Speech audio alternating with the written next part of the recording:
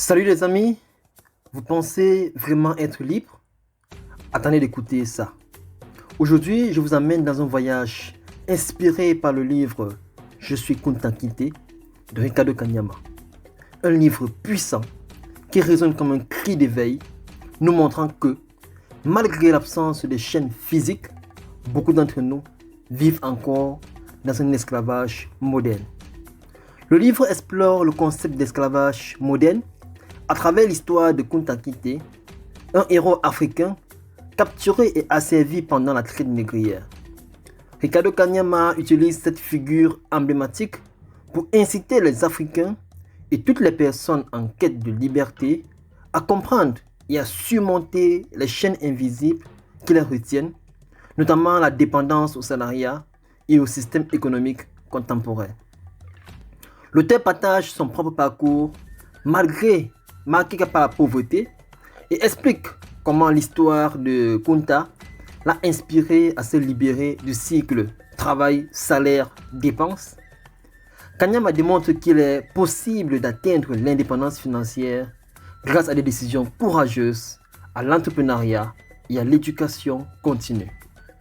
La lecture en particulier est présentée comme un outil clé de l'émancipation car elle permet de comprendre et de contourner les structures qui maintiennent les individus dans une forme de servitude. Prêt à découvrir alors les 10 leçons qui peuvent changer votre vie? Allons-y.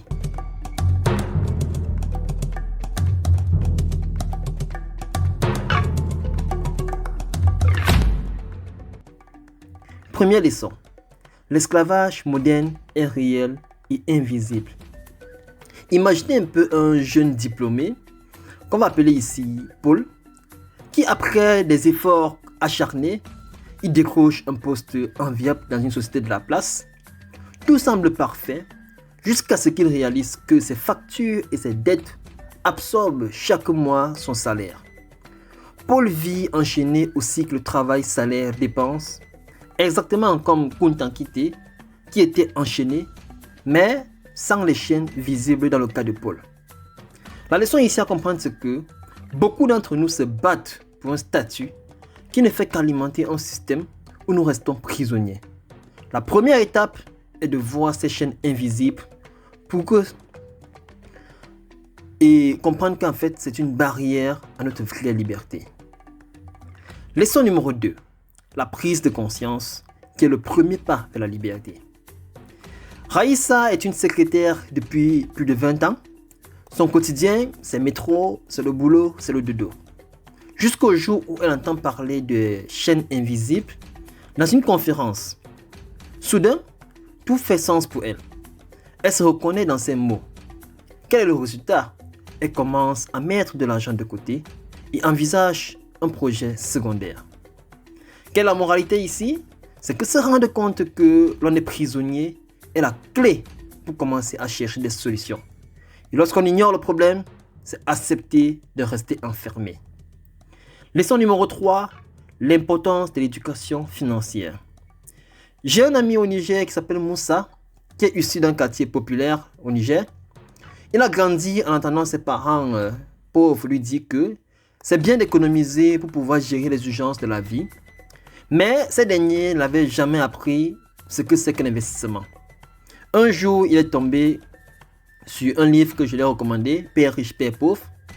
Et ça a été comme une révélation pour lui. Moussa s'est formé sur l'investissement. Il a lancé plusieurs boutiques et c'est comme ça qu'il a eu une chaîne de boutiques qui emploie aujourd'hui des centaines de personnes. Ce qu'on peut tirer ici, c'est que l'éducation financière est l'élément clé. Sans cette éducation, il est impossible de briser les chaînes de l'esclavage économique. Comprendre l'argent est la base pour bâtir une richesse durable. Quatrième leçon, c'est qu'il faut se libérer.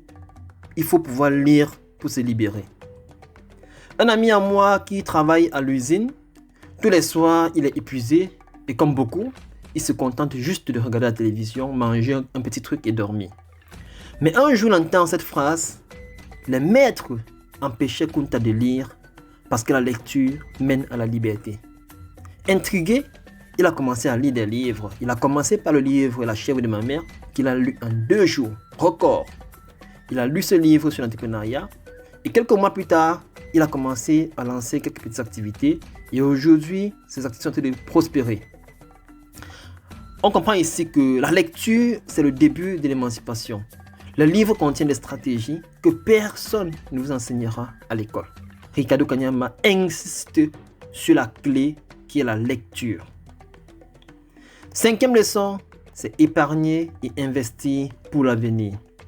J'ai une tante qui est couturière, qui gagnait à peine de quoi vivre il y a quelques années, mais elle avait un rêve qui était de lancer sa propre marque de vêtements.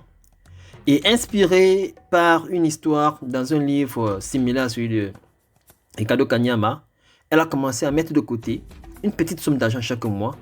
Et 3 ans plus tard, elle a pu créer sa ligne de vêtements qui est devenue une référence locale aujourd'hui. Alors la clé, c'est quoi ici? C'est que même une petite épargne régulière peut devenir le point de départ pour de grands projets. 6e leçon, il ne faut jamais succomber au conformisme. Richard suit le chemin tracé par sa famille. Il a eu son diplôme, il travaille dans un bureau, il gagne peu, mais il est respecté. Pourtant, il se sent coincé.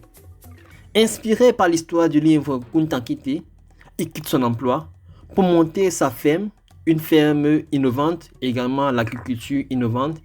Aujourd'hui, Richard se retrouve chef d'entreprise et il emploie des dizaines de jeunes et inspire ainsi sa communauté.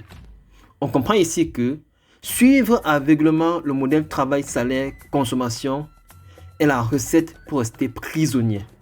Il faut oser briser ce moule pour ouvrir les portes qui sont insoupçonnées. Leçon numéro 7, le pouvoir de l'entrepreneuriat. Prenons l'exemple de Françoise qui est une mère célibataire. Un jour, elle commence à vendre des confitures maison en utilisant une recette transmise par sa grand-mère. Rapidement, son activité prend de l'ampleur. Aujourd'hui, elle dirige une entreprise avec plus de 100 employés et elle livre des confitures dans des centaines d'hôtels, restaurants et supermarchés. Kanyama nous apprend ici que l'entrepreneuriat, même à petite échelle, est une voie puissante vers la libération. Leçon numéro 8, se détacher du regard des autres.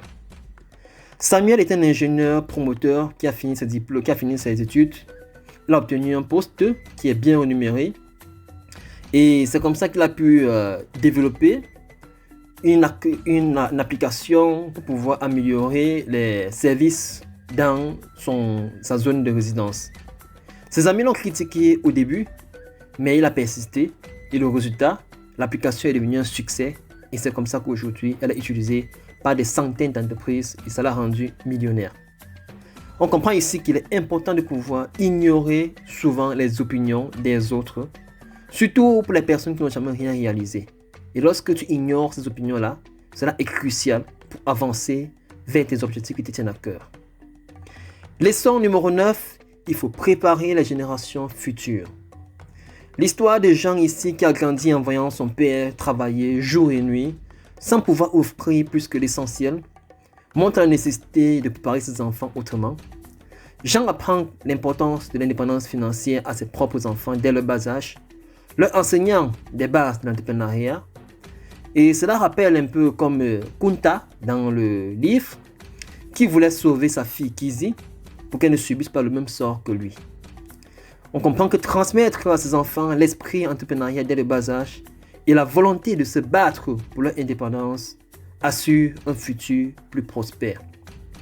Leçon numéro 10, c'est que la liberté a un prix. Lorsque Raphaël, après avoir été formé par John sur l'entrepreneuriat avec une grande vision, il a décidé de créer sa propre société de transport.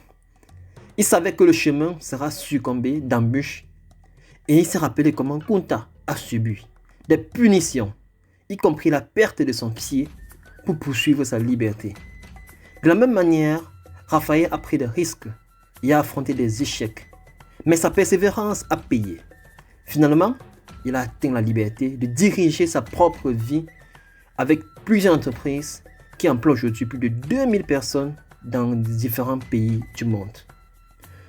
On comprend que pour devenir riche, il faut être prêt à faire des sacrifices, à faire des efforts constants, comme l'a fait Kunta Kinte, en cherchant inlassablement à briser ces chaînes. Alors, est-ce que vous êtes prêts à briser vos chaînes qui sont invisibles? Ces leçons inspirées du livre Je suis Kunta Kinte montrent que tout est possible avec la bonne mentalité et les actions courageuses. Partagez cette vidéo avec quelqu'un qui pourra en avoir besoin. Laissez un commentaire sur ce qui vous inspire le plus parmi ces 10 conseils. Et surtout, abonnez-vous pour d'autres vidéos qui réveillent et transforment.